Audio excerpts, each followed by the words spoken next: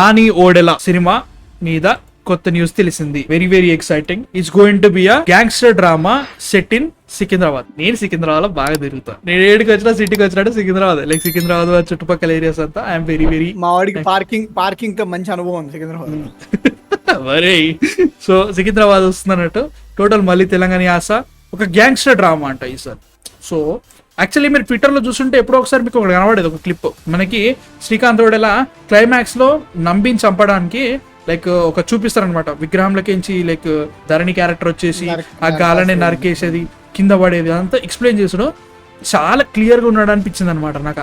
అది చూసిన తర్వాత టైం పడుతుందంట, 120 crores ఎంతో బడ్జెట్ అంట. సో సికింద్రాబాద్ మీద ఒక గ్యాంగ్స్టర్ డ్రామా అనేది ఉంది. I'm excited for this, but still సరిపద శనివారం ఫస్ట్ స్టార్టింగ్ కుమ్మే పోతుంది, అది వేరే ఇష్యూ. సో నాని ఓడెలా అంటారా, నీకేమనిపిస్తుంది?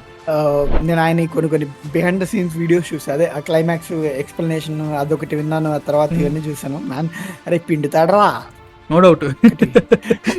వదలడు. వీళ్ళు ఇండైరెక్ట్లీ సెట్స్ అంటే నాన్నగారికి ఫెమిలియరే, బట్ ఐ థింక్ ఈసారి ఇంకా గట్టిగా విండుతాను అనుకుంటా. ఐ డోంట్ థింక్ సో అంత మరీ అంత విండుతాను అనుకోవట్లేదు. ఎందుకంటే like Dasara was supposed to be a coal mine, దాంట్లోకి వెళ్ళి లోపలికి బ్లాక్ లెవెన్ ఉండాలి కాబట్టి టైం పడుతుంది. అదే రేంజ్ లో like in terms of scale, in terms of visuals, music అనేది అదే రేంజ్ లో, రైటింగ్ కూడా అంతే బాగుంటే ఇంకా బాగుంటుంది. దసరాలో అదే ప్రాబ్లం వచ్చింది. సో ఈసారి దాన్ని ఇంప్రూవ్ చేసుకుంటే one of the best.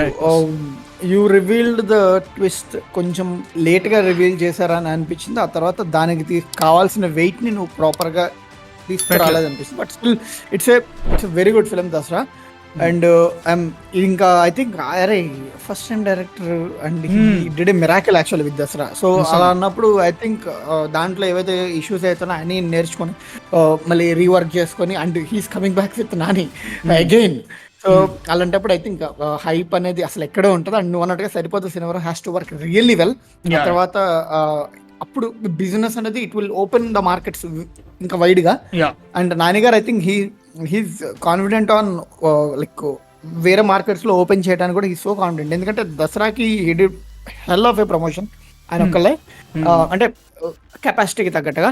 And తర్వాత Hi Nanna showed some results I think బయట ఆ ప్రమోషన్స్ కి. And I think Saripodhaa Sanivaaram will show some results and the same way. అంటే like Nani garu is a fascination right now. I'm telling you, I'm very very big Nani garu fan. ఆయన తీసిన సినిమాలు కానీ doubt పడ్డారంటే ఇంకా మీరే ఇంకా లైక్ మీ దగ్గర ఇంకా ఏదో సంథింగ్ రాంగ్ విత్ యూ. ఎందుకంటే హాయ్ నాలా లాంటి సినిమా ఒక లవ్ స్టోరీ. ప్రస్తుతానికి లెట్ మీ రిమైండ్ యూ, పెద్ద సినిమాలలో లవ్ స్టోరీలు without any kind of that kind of buzz, అసలు బజే లేదు హైనానికి. ఆ సినిమా రిలీజ్ అయిన తర్వాత లాంగ్ రన్ లో సలార్ ఉన్నప్పుడు కూడా అది జనవరి వరకు కంటిన్యూ అయ్యి 75 కోట్ల గ్రాస్ కొట్టిందంటే సినిమా ఆయన ఏ లెవెల్ కన్విక్షన్ తో ఉన్నాడో మీకే వదిలేస్తుంది. ప్రతిసారి చెప్తున్నా, ఈ పార్టీకి మనం tier 2 అనుకుంటున్నాం కానీ ఆయన tier 1 స్టార్ భయ్యా. మనం ఇప్పుడు tier 1 అంటే ఇప్పుడు వాళ్ళందరూ 100 కోట్లు కొట్టేస్తున్నారు కాబట్టి మనం tier 1 చేసుకుంటాం. కానీ సిచ్యువేషన్ ఏంటంటే మనం ఈ 100 కోట్లు బాహుబలి రాకముందు కూడా tier 1 ఎగ్జిస్ట్ ఉండే. దాంట్లో కూడా అప్పటి వరకు వీళ్ళు 75, 80, 50 దగ్గరనే ఉండే మన వాళ్ళందరూ. నాని గారు కూడా అదే కన్సిస్టెన్సీ మెయింటైన్ చేస్తున్నారు. ఈవెన్ 100 కూడా కొడుతున్నారు దసరాతో కొట్టింది కాబట్టి. So he is the tier 1 star for me. He is going to be like ఇప్పుడు వచ్చేసి 2-3 సినిమాలు చూస్తుంటే మైండ్ పోతుంది.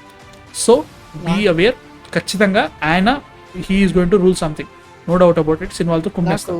tier 1 అంటే నాకు తెలిసిన ఒక డెఫినేషన్ ఏంటంటే irrespective of the talk, first day నువ్వు ఆడియన్స్ తీసుకురావాలి. సెకండ్ థింగ్ ఏంటంటే అంటే ఎంతమంది తీసుకొస్తావు అనేది పక్కన పెట్టి ఒక యాక్టర్ ఉన్నప్పుడు తీసుకురావాలి. అండ్ సెకండ్ చెక్ బాక్స్ ఏంటంటే ఫర్ tier 1 15 రోజులు అయినా కానీ ఒక ఫ్యామిలీ ఊరిని డిస్కస్ చేస్తూ ఏ సినిమా వెళ్దావరా అంటే అవన్నీ నేను ఫస్ట్ 3 days కే వదిలేస్తా. Stardom in terms of cinema బాగుండాలి. 15 days అవన్న తర్వాత 15 రోజుల తర్వాత కూడా స్టార్ ఉన్నాడు కాబట్టి వెళ్ళడం, అట్లా సినిమా బాగుందంటే వెళ్తాను. అప్పుడు సినిమా నడపాలి. యా అక్కడ లైక్ అది ఆయన ప్రూవెన్ మ్యాన్, చాలా సార్లు ప్రూవ్ చేసిండు. ఎప్పుడో ఒకసారి వన్ ఆర్ అదర్ ఒక ఆడ్ సినిమా వస్తుంది, అది ఫ్లాప్ అవుతుంది తప్ప కన్సిస్టెంట్ గా ఆయనకి సక్సెస్ వచ్చింది. సంథింగ్ ఇస్ చాలా ఎక్కువ, చాలా ఎక్కువ, చాలా కన్సిస్టెంట్ గా చూసుకుంటాడు. కన్విక్షన్ చాలా ఉంది ఆయనకి. ఐ డోంట్ థింక్ ఏదో లైక్ దసరా కొట్టిండు కదా అని చెప్పేసి చేయలేదు.